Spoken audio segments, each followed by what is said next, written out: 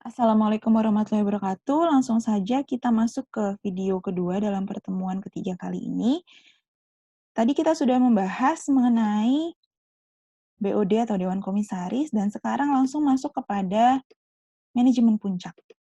Ya, manajemen puncak sendiri merupakan CEO yang melakukan fungsi manajemen puncak dalam koordinasi dengan CEO atau presiden, executive vice president, dan vice president of division and function. Jadi intinya manajemen puncak ini gampangnya adalah chief executive officer ya, CEO. Nah, di sini mereka ini selain disebut sebagai CEO atau disebut bahasa lainnya adalah direktur begitu. Tapi sebutan-sebutan ini bergantung dari perusahaannya masing-masing. Perusahaan pasti punya penamaannya masing-masing. Nah, adapun tanggung jawab dari manajemen puncak itu sendiri yaitu bertanggung jawab kepada Dewan Komisaris untuk keseluruhan manajemen perusahaan. Yang pertama yaitu memenuhi peran utama, yang kedua menjadi leader yang baik, dan yang ketiga mengelola proses perencanaan strategis. Nah, kita akan bahas satu persatu apa sih sebenarnya peran utama dari CEO, kemudian bagaimana sih CEO itu bisa dikatakan sebagai leader yang baik, dan yang terakhir bagaimana sih peran CEO dalam proses perencanaan strategis.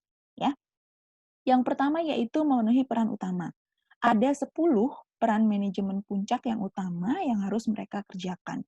Yang pertama yaitu sebagai tokoh kepemimpinan. Ya, di sini CEO bertindak sebagai pemimpin legal dan simbolis yang melakukan kewajiban sosial, tugas-tugas seremonial, dan legal.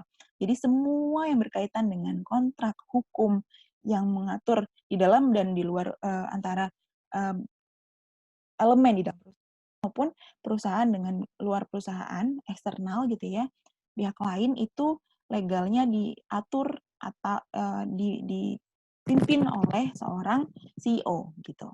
Kemudian sebagai pemimpin, berfungsi atau bertugas memotivasi, mengembangkan dan memberi petunjuk kepada bawahan atau stafnya, bertindak sebagai role model, sebagai contoh ya, dan memberikan visi untuk masa depan perusahaan.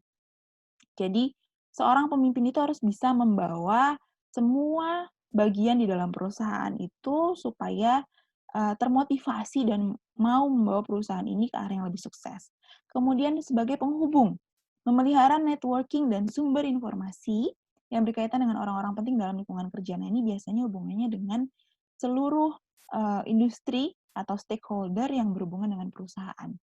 Kemudian monitor, ya. CEO juga bertugas untuk mencari dan mendapatkan informasi yang diperlukan untuk dapat memahami perusahaan dan lingkungannya. Jadi, sebelum karyawan atau stafnya tahu mengenai isu terbaru dan apa yang terjadi, nah, manajemen puncak ini harus terlebih dahulu 5 langkah lebih di depan dibandingkan dengan staf-staf yang ada di perusahaan.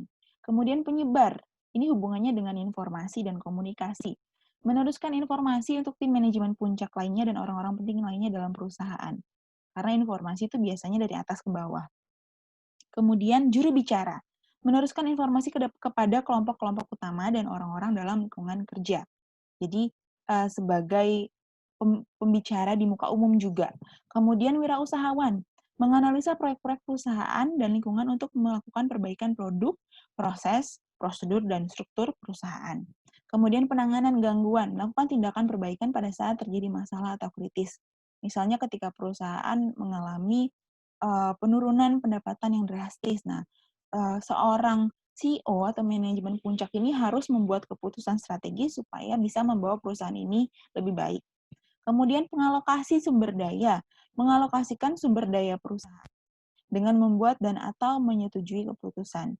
Jadi setiap tahunnya atau 5 tahun sekali atau 1 tahun sekali, seorang manajemen puncak harus membuat alokasi sumber daya perusahaan. Apakah itu diajukan oleh bawahannya kemudian disetujui oleh manajemen puncak atau memang benar-benar ikut campur dalam penyusunan alokasi sumber dayanya.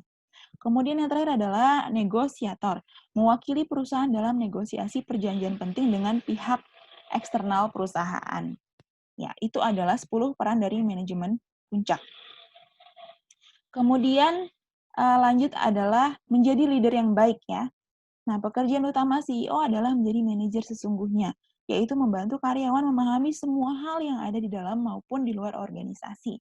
Ada 3 karakteristik dasar pemimpin eksekutif yang baik. Yang pertama yaitu CEO itu menetapkan tujuan utama perusahaan, yang kedua menjadi teladan atau contoh, yang ketiga mengkomunikasikan standar kinerja yang tinggi, tetapi juga menunjukkan kepercayaan terhadap kemampuan karyawannya.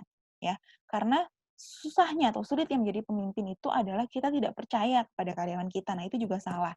Jadi kita tetap harus bisa menyampaikan standar kinerja yang tinggi kepada karyawan, tapi kita juga harus percaya bahwa mereka bisa menjalankan itu, bisa mencapai target yang kita berikan. Itu. Kemudian di sini ada karakter pemimpin bisnis yang baik atau pemimpin bisnis yang baik itu pemimpin yang seperti apa sih? Ya, menurut John Wells. Jadi, yang pertama adalah menciptakan visi, yang kedua mengkomunikasikan visi, yang ketiga bersemangat dengan visinya, yang keempat berusaha keras untuk mencapai visi yang sudah dibuat tadi. Kenapa 4 hal ini penting? Karena di sini yang membedakan antara leader dan juga membedakan bos. Jadi antara leader dan bos bedanya di sini. Kalau leader, pasti seorang manajemen puncak itu akan ikut serta menciptakan visi misinya, kemudian dikomunikasikan ke seluruh bagian di perusahaan, tapi juga bersemangat dengan visi yang sudah diciptakan tersebut, kemudian juga ikut turut campur dalam berusaha mencapai visi yang sudah dibuat sebelumnya.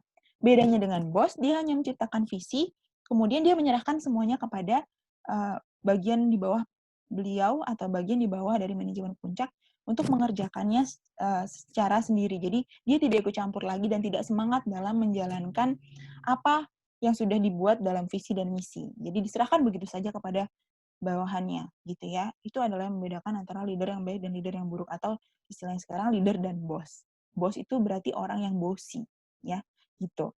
Kemudian dalam hal mengelola proses perencanaan strategis, seorang manajemen puncak itu melakukan misi perusahaan, menggambarkan tujuan perusahaan, merumuskan strategi dan tujuan perusahaan, serta melakukan peninjauan jangka panjang. Ini dalam 4 hal yang dilakukan dalam proses perencanaan strategis.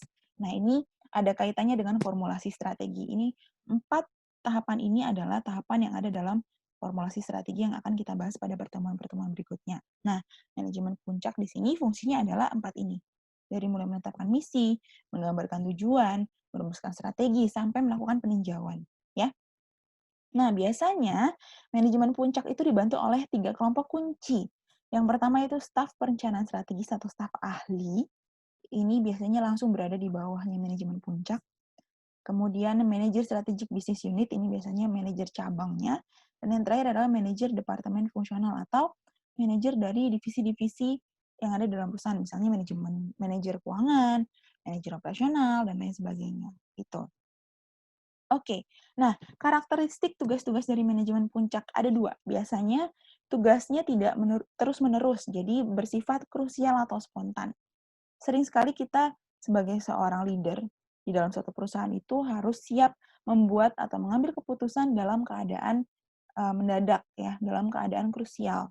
Ketika ada masalah kita harus segera mengambil keputusan dan spontan. Nah, ini tidak mudah, harus memiliki jam terbang yang tinggi dan pengalaman yang tinggi ya sebagai seorang manajemen puncak. Kemudian kapabilitas dan antusias ya, kemampuan menganalisa, menimbang dan berhati-hati, kepedulian tapi juga tetap harus antusias. Jadi 4 hal ini harus dimiliki sebagai karakteristik manajemen puncak. Oke. Nah, bagaimana sih cara perumusan strategi di dalam perusahaan?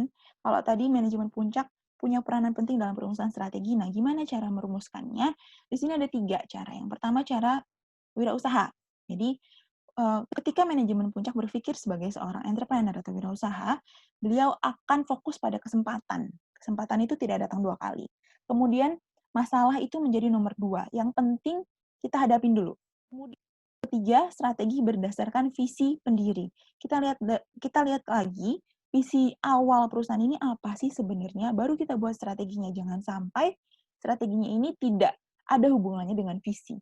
Kemudian untuk pertumbuhan perusahaan. Jadi fokus untuk melakukan semua dan membuat strategi itu berdasarkan pertumbuhan perusahaan. Gimana caranya membuat perusahaan ini terus tumbuh kembang. Kemudian cara adaptif. Nah, ketika seorang manajemen puncak berpikir untuk beradaptasi, maka beliau akan merumuskan strategi berdasarkan mengatasi masalah yang ada. Jadi, ketika ada masalah, Ini cara mengatasinya seperti apa. Kemudian bersifat reaktif, ya. Kemudian cara perencanaan. Dalam hal ini, seorang manajemen puncak melakukan perumusan strategi oleh para analis, jadi dibantu oleh ahli. Kemudian pencarian kesempatan secara proaktif dan juga pemecahan masalah bersifat reaktif, ya. Ini ada berbagai perbedaan, 3 perbedaan mengenai cara perumusan strategi.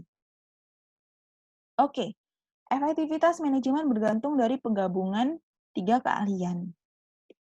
Ya, di sini seorang manajemen puncak harus punya 3 keahlian ini, baik keahlian teknis, manusia, maupun konseptual. Kalau keahlian teknis ini berkaitan dengan hard skill, yaitu kemampuan hard skill yang dimiliki oleh manajemen puncak dalam kegiatan sehari-hari. Kemudian keahlian manusia atau soft skill-nya, gimana caranya orang lain berkomunikasi, berhubungan antar manusia gitu ya. Kemudian keahlian konseptual berkaitan dengan cara pandang kepada perusahaan, memahami kompleksitas perusahaan. Nah, ini hubungannya juga dengan keahlian analis. Bagaimana menganalisa, bagaimana membuat konsep. Nah, ini juga tidak mudah. 3 hal ini ketika sudah dimiliki oleh seorang manajemen puncak dan kemampuannya sangat baik, maka perusahaan itu bisa mengarah kepada perusahaan yang sukses gitu. Oke, itu tadi mengenai BOD dan juga manajemen puncak. Nah, sekarang kita masuk kepada pemeriksaan strategis. Apa sih sebenarnya pemeriksaan strategis ini? Pemeriksaan strategis ini fungsinya untuk membantu pengambilan keputusan strategis. Nah, semakin besar perusahaan, otomatis pengambilan keputusan strategisnya akan semakin rumit. Nah, di sini adalah fungsi seorang pemimpin melakukan pemeriksaan strategis sebagai bentuk pemeriksaan manajemen untuk melihat perusahaan dalam perspektif yang luas dan menyediakan penilaian komprehensif terhadap situasi strategis perusahaan. Oh, perusahaan ini sekarang dalam kondisi seperti apa sih? Ya, baik internal maupun dilihat dari perbandingan dengan pesaing misalnya di eksternal atau dalam kondisi perubahan lingkungan yang ada. Oh, perusahaan kita ini dalam kondisi seperti apa? Kita harus melihat dari perspektif yang luas. Kita harus memeriksa ya penilaian, kita membuat penilaian dari segala aspek yang ada di perusahaan. Semakin besar lingkup perusahaan, maka akan semakin sulit untuk membuat pengambilan putusan karena lebih banyak hal yang dipertimbangkan, ya. Di sini ada kerangka kerja pengambilan keputusan. Ini kurang lebih hampir mirip dengan model manajemen strategis, tapi di sini dalam apa dalam kondisi perusahaan ini sudah berjalan ya. Jadi kita mau mengecek apakah strategi yang selama ini ada itu sudah berjalan dengan baik atau belum. Kondisi perusahaan ini sedang dalam kondisi yang seperti apa gitu. Jadi dimulai evaluasi justru. Kita lihat evaluasinya, bagaimana kinerjanya, hasil kinerjanya, dan lain sebagainya. Kemudian kita uji, ya, apakah ini sudah sesuai dengan misi, tujuan, strategi, dan kebijakan. Kemudian ditinjau oleh Board of Director dan manajemen. Baru setelah ini kita lakukan analisa lingkungan, ya. Di sini kita balik lagi kepada tahapan awal dalam model manajemen strategis, yaitu analisa lingkungan baik internal maupun eksternal dengan menggunakan analisis SWOT. Kemudian dari sini baru kita rubah, kita review lagi. Setelah tadi kita melihat misi dan tujuan, strategi, dan kebijakan yang ada dalam pelaksanaan strategi sebelumnya, kita lakukan analisa, kita review kembali. Ya, yang mana yang harus dirubah.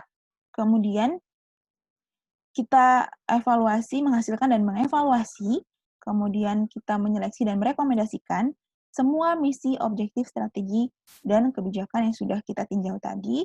Baru setelah itu kita implementasi, kita laksanakan formulasi strategi yang baru, ya. Kemudian lanjut lagi kepada evaluasi dan kontrol. Begitu seterusnya, ada feedback di sini. Seperti itulah cara untuk bisa mengambil keputusan strategis dalam perusahaan dengan melakukan pemeriksaan strategis. Ya, semakin besar perusahaan akan semakin rumit dan kita tahu yang paling pasti di dunia ini adalah ketidakpastian. Ketika ada perubahan di dalam perusahaan dan perusahaan berusaha untuk mengikuti atau menyesuaikan dengan perubahan, maka perusahaan itu akan tetap bertahan, ya, tetap continue. Tapi kalau misalnya dia perusahaan itu cuek-cuek aja, nggak ikut dengan perubahan yang ada, maka mungkin perusahaan itu akan tertinggal, begitu. Oke, Untuk video pertemuan ketiga kali ini, cukup sampai di sini. Pertemuan berikutnya, kita akan membahas mengenai tanggung jawab sosial dan etika dalam manajemen strategis. Tapi sebelum itu, ada kuis yang harus dijawab di UBLF atau Blended Learning. Oke, kuisnya adalah coba teman-teman sebutkan dengan kalimat teman-teman sendiri, apa sih perbedaan antara Board of Director serta manajemen puncak. Kemudian jelaskan dengan fungsinya masing-masing, ya. Demikian untuk pertemuan ketiga kali ini. Kita akan ketemu lagi dalam pertemuan berikutnya. Wabillahi taufiq wal hidayah. Wassalamualaikum warahmatullahi wabarakatuh.